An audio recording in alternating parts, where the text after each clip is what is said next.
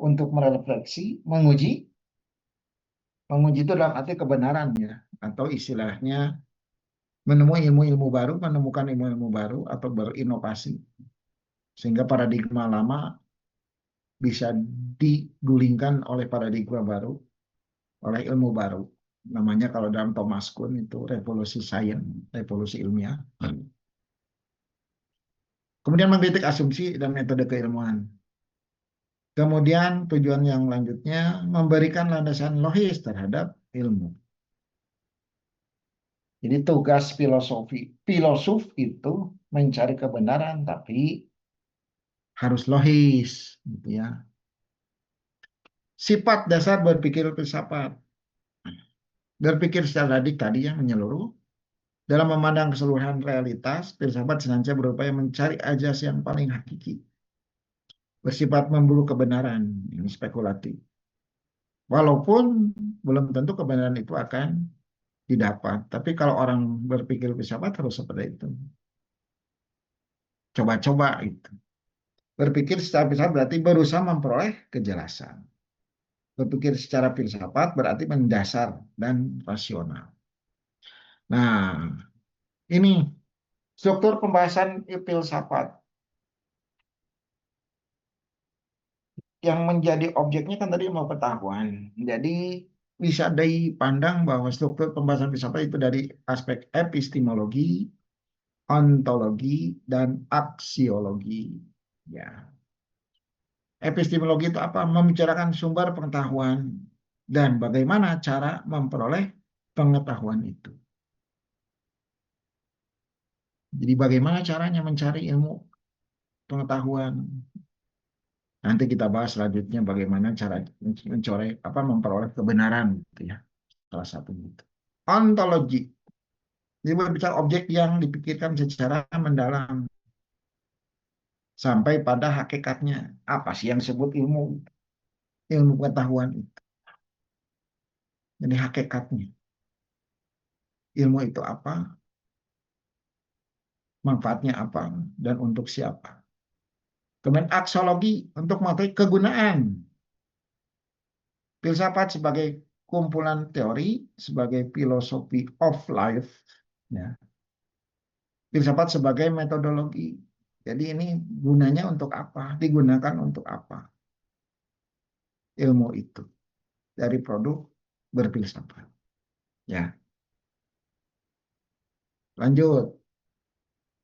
Nah, ini sumber ilmu pengetahuan atau sumber kebenaran kalau dalam sempitnya. Bisa dari akal budi atau rasio. Akal pikiran memiliki fungsi penting dalam proses mengetahui. Pengetahuan pada hakikatnya berdasarkan pada akal atau rasio. Jadi nalar dulu. Kalau orang yang sudah biasa berpikir ilmiah kan nalarnya nggak kaleng-kaleng gitu kan. Artinya jangan asal. Tanpa akal pikiran tidak ada yang dipikirkan. Tidak ada yang diketahui dan tidak ada pengetahuan. Kemudian pengalaman indrawi. Itu sumber ilmu pengetahuan. Artinya apa? Dari panca indera. Pengetahuan pada hakikatnya berdasarkan pengalaman melalui alat indera. Para filosof dulu salah satunya ya dari situ, dari pengamatan, kemudian dicoba-coba, berspekulasi. Bukan hanya dalam bisnis saja berspekulasi, mencari kebenaran dalam ilmu juga berspekulasi. Itu dilakukan. Karena ya masih misteri itu kan berarti kebenarannya belum ditemukan. Nah, sumber ilmu pengetahuan ada beberapa pendapat, ahli atau paham ya aliran. Bagaimana cara memperoleh ilmu pengetahuan itu atau kebenaran? Ada aliran atau paham idealisme. Idealisme atau rasionalisme itu ya, bukan. Sorry.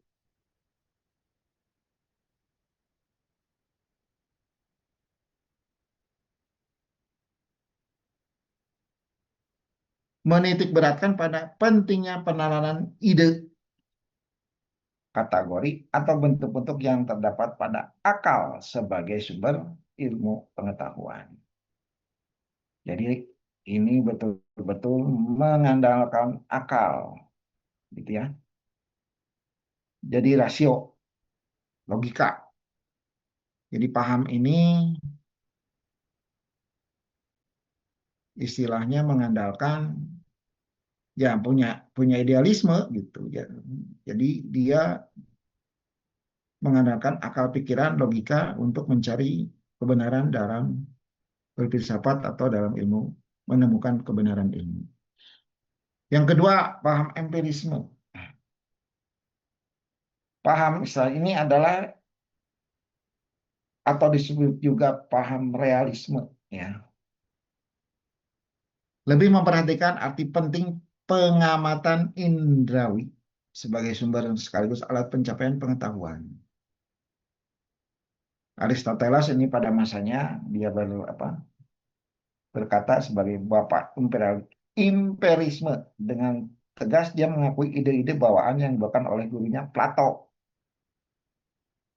Bagi Aristoteles, hukum-hukum dan pemahaman itu dicapai melalui proses panjang, melalui pengalaman empirik manusia. Jadi dari indrawi, panca indera, kan pengalaman dari pengamatan, begitu ya. Jadi kalau empiris berarti dari dunia nyata, fakta-fakta yang ditemukan melalui panca indera. Itu kaum empirisme. Lanjut, rasionalisme. Nah, ini hampir sama dengan tadi. Idealisme yang pertama ya. Paradigma selanjutnya adalah rasionalisme, sebuah aliran yang menganggap bahwa kebenaran dapat diraih melalui pertimbangan akal. Yang tadi hampir sama kan memang satu. Ini para tokohnya itu Descartes, Spinoza, kemudian Gottfried Leibniz ya. Aliran ini menyatakan bahwa akal adalah dasar kepastian pengetahuan. Pengetahuan yang benar diperoleh dan diukur dengan akal. Manusia memperoleh pengetahuan melalui kegiatan penangkapan objek. Menurut aliran ini, kekeliruan pada aliran empirisme yang disebabkan kelemahan alat indera dapat dikoreksi. Menurut paham ini, ya. Seandainya akal digunakan, rasionalisme tidak mengingkari kegunaan indera dalam memperoleh pengetahuan. Tidak mengingkari, tapi dia mengakui ada kelemahan. Yang keempat, aliran atau paham positivisme. Pada dasarnya, aliran ini menjelaskan ini para ahlinya, salah satunya Comte, Auguste Comte, Immanuel Kant, gitu ya, bahwa bukanlah suatu aliran khas yang ini ya.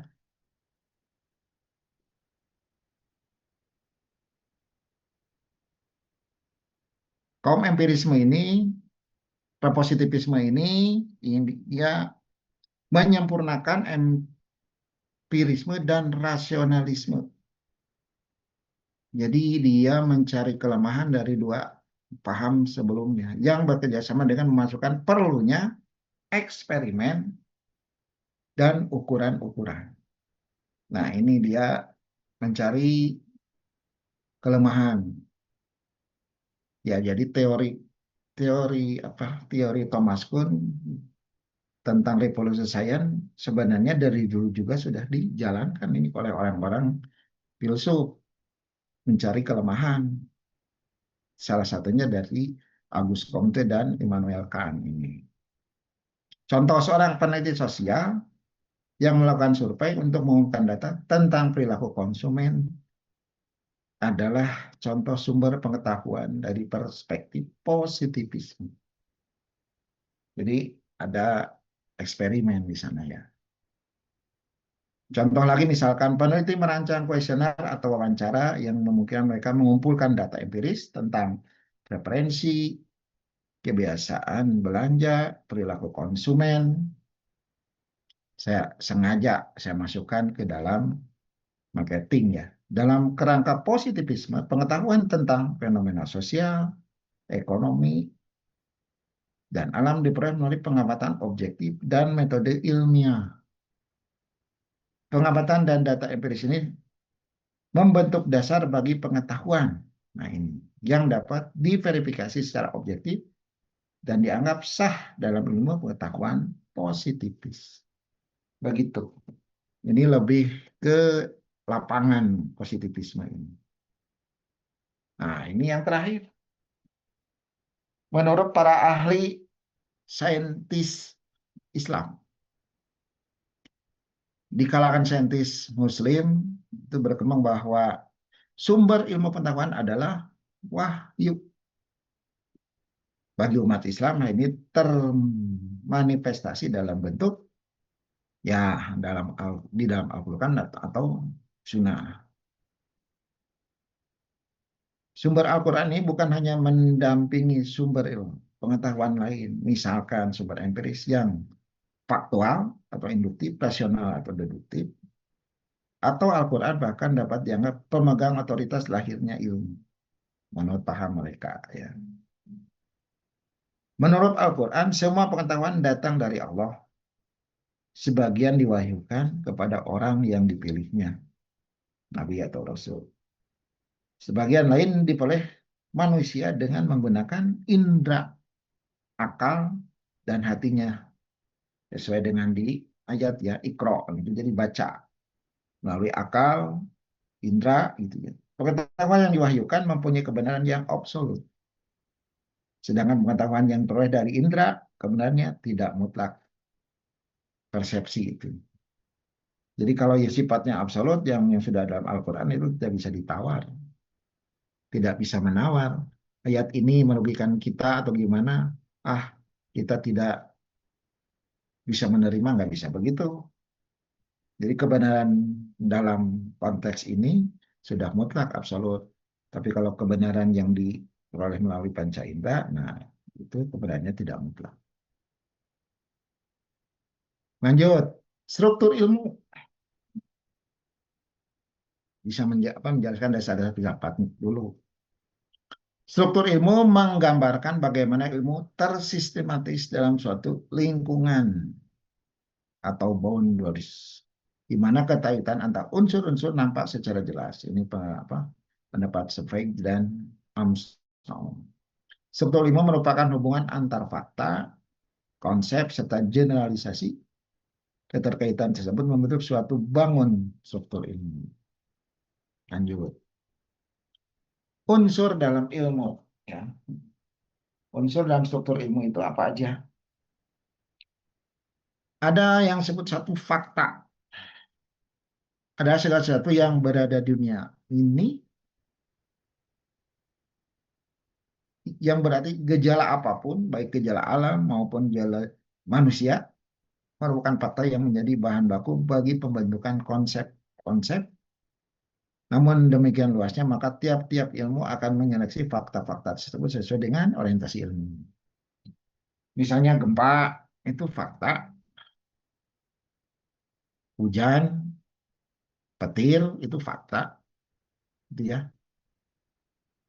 Kemudian adanya kerusuhan itu fakta.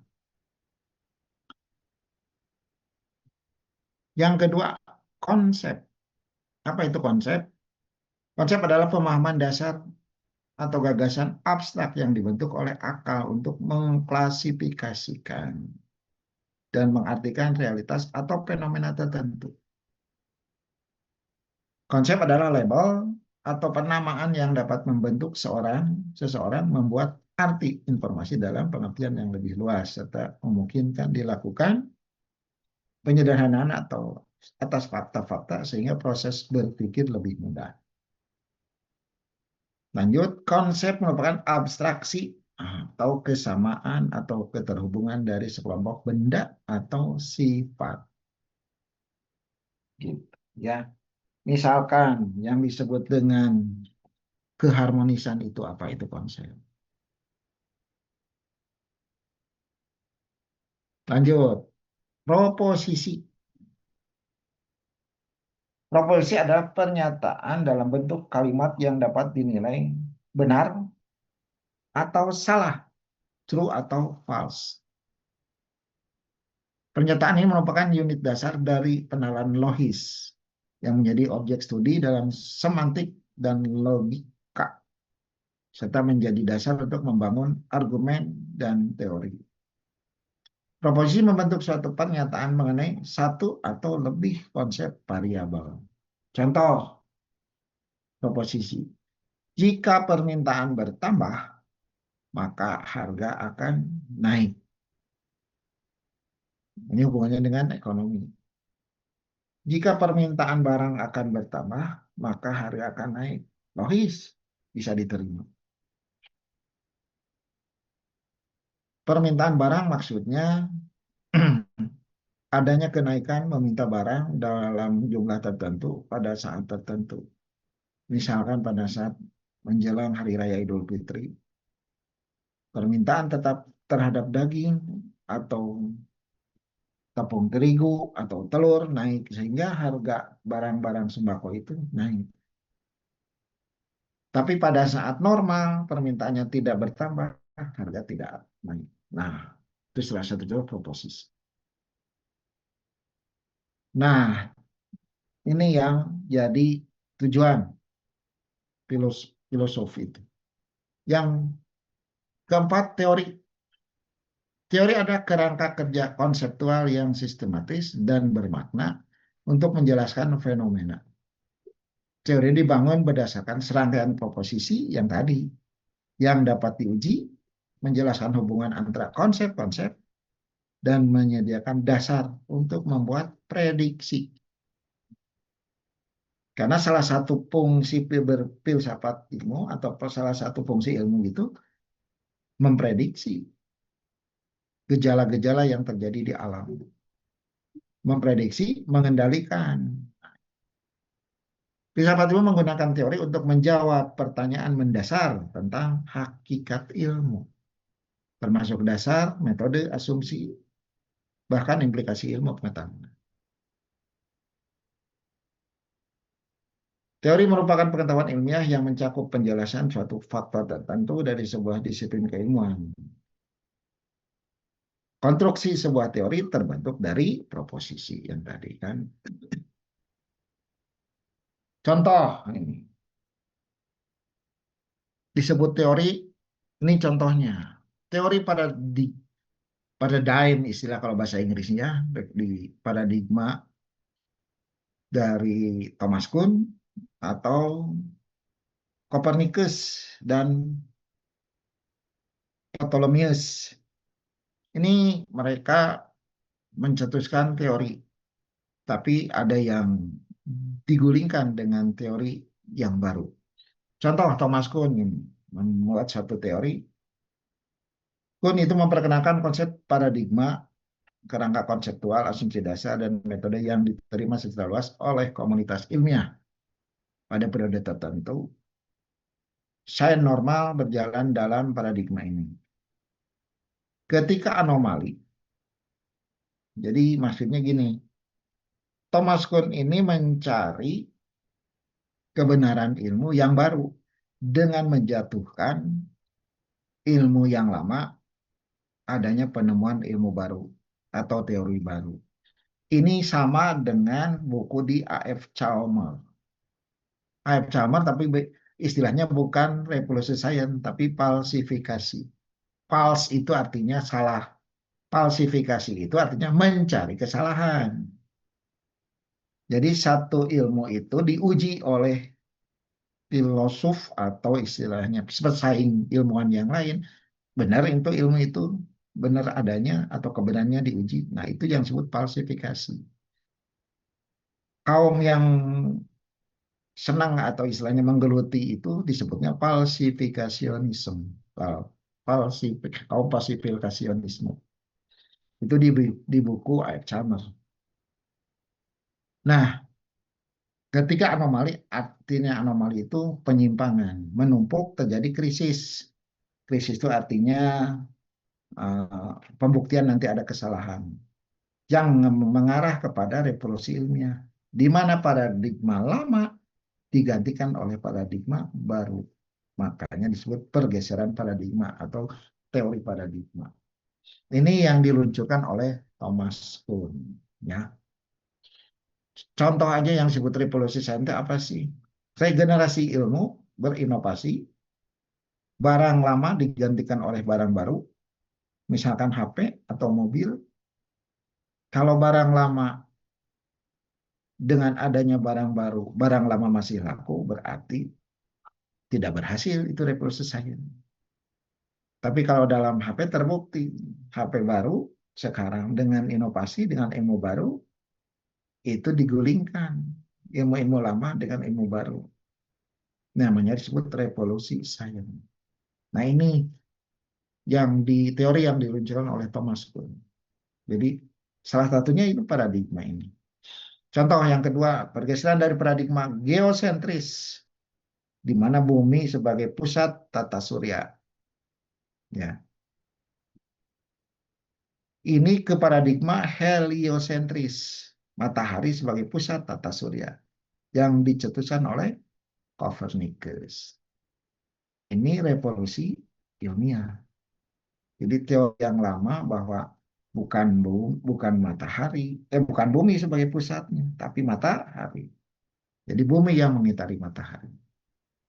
Pendapat yang lama, matahari yang mengitari bumi. Dijatuhkan oleh pendapat baru. Itu yang disebut revolusi ilmiah. Itu yang disebut teori paradigma geosentris. Ya. Nah, lanjut. Nah, kalau kita lihat kesimpulannya begini. Struktur ilmu itu. Berangkat dari fakta, konsep, proposisi, dan baru teori. Tidak mudah untuk membangun satu proses ini. Perlu waktu. Dari yang tadi, bahwa proses berpikir ini ya, mencari fakta, kemudian konsep, kemudian mencari proposisi, dan akhirnya menemukan teori. Ya,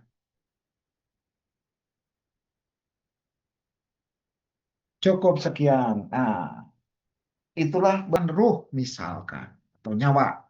Bentuknya ruh seperti apa? Masuk keluarnya ruh itu kapan? Itu kan, itu dalam Al-Quran sudah dijelaskan bahwa jangan memikirkan ruh, itu urusanku. Kamu tidak akan nyampe. Itu sudah dijelaskan yang gaib. Nah, Tan Malaka itu ingin mencari karena memang dia berpikir filsafat, karena memang orang salah satu tokoh ya, tapi alirannya materialisme. Nah, kalau berhubungan dengan gaib sulit karena berfilsafat satu syaratnya harus logika, objektif, nalarnya harus masuk ke logik, ke logika. Karena sifat ilmu adalah rasional. Berarti kalau rasional, logika ada jalan. Begitu. Sok, ada lagi Ya Pak Ridwan? Pak, betul. Kalau kalau ini Pak, kayak misalkan buat kita merubah paradigma ya Pak ya, Nah, pemikiran masyarakat. Jangan ke situ. Misalkan tuh kayak kalau saya kasih contoh ya Pak, misalkan di kampus tuh ada seseorang yang memang dia itu penakut misalkan Pak, gitu. Takut takut ada hantu, jangan ke ruangan itu misalkan. nah, Nah, kayak gitu gimana Pak cara cara Bapak gitu buat ngerubah orang-orang kayak gitu Pak? gini, buka wawasan. Kan memang ciptaan Allah itu selain manusia ada jin kan? Jin kan? Nah, memang jin itu ada, tapi mereka itu tidak, artinya gini, tidak bisa mengganggu kita. Memperlihatkan jirimnya, istilah bahasa Sunda itu dihukum oleh Allah. Jadi orang gaib itu tidak bisa sembarangan untuk memperlihatkan dirinya. Begitu. Tapi objektif bahwa diakui bahwa makhluk lain itu selain manusia ada jin dan setan itu artinya. Kenapa? Ya itu sejarahnya sudah ada, sudah dijelaskan gitu. Nah, untuk menjelaskan kenapa istri-istrinya supaya tidak takut, ya itu jelaskan bahwa itu memang makhluk Allah, tapi tidak mengganggu. Kecuali kalau kita mengganggu.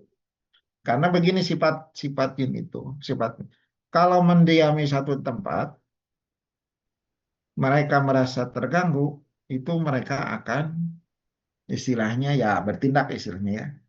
Atau istilah kita itu kalau kitanya kena ke kasarumahan, kasurupan istilahnya. Itu biasanya begitu.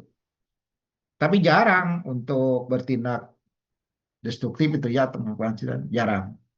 Kecuali kalau kita tidak sengaja karena gaib sifatnya. Menaiki pohon kersen misalkannya, pohon beringin yang memang disukai oleh kaum jin. Itu hati-hati. Karena banyak pengalaman. Kalau pohon-pohon seperti itu banyak penunggunya, jadi harus hati-hati. Tapi memang harus jelaskan bahwa makhluk itu ada, tapi tidak mengganggu kalau kita tidak mengganggunya. Begitu. Ya itu mah misalkan kalau ketahuan pas kita ke tempat itu kelihatan ya itu mah sesuatu yang kebetulan. Karena tidak boleh aturannya seperti jin itu memperlihatkan jirimnya itu ya. Tidak boleh. Itu ada apa? Ada ayatnya di Al-Qur'an, tidak boleh. Karena bentuknya itu menakutkan, beda dengan manusia. Begitu. Itu Pak Ridho. Mohon Pak, mungkin dari yang lain Pak ada yang mau bertanya Pak sebelum Mangga ke sesi sok. yang kedua. Ya, mangga Ibu dan Bapak, Bu Neneng, mangga. Jadi belajar filsafat itu belajar berpikir mendalam itu ya. Baik gaib maupun materi yang nyata gitu ya. Tapi perlu digarisbawahi bahwa dalam filsafat agama itu akan beda pemikiran bisa harus dipisah ya. Antara yang objektif dengan yang gaib itu tidak bisa nyambung, tidak bisa disambungkan. Walaupun kebenarannya itu mutlak ada.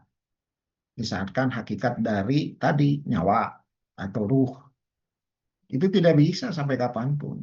Hati aja kan ada istilah hati hati dalam bentuk fisiknya itu di dalam tubuh, tapi hati manusia yang sifatnya gaib, yang menyatu di nyawa itu atau di ruh itu bentuk dan apa dan sifat dan sebagainya tidak bisa diteliti gitu ya, gaib sifatnya.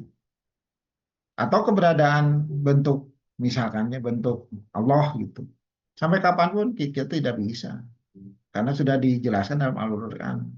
Jangan memikirkan tentang wujudku, gitu kan? Sudah dikasih tahu manusia tidak akan sampai.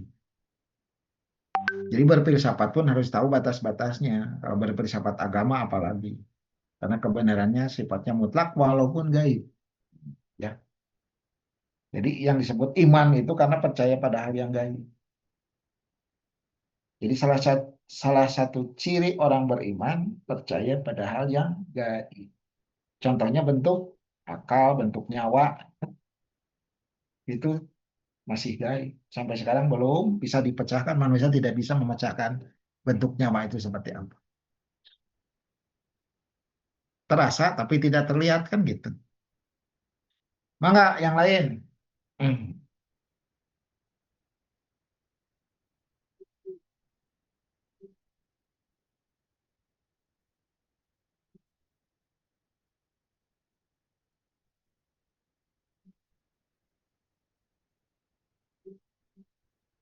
Nggak ada Pak Ridho, mungkin kita Kayaknya lanjut. nggak ada Pak. Hmm. Kita lanjut ke materi yang selanjutnya aja ya Pak ya. Oke, oke.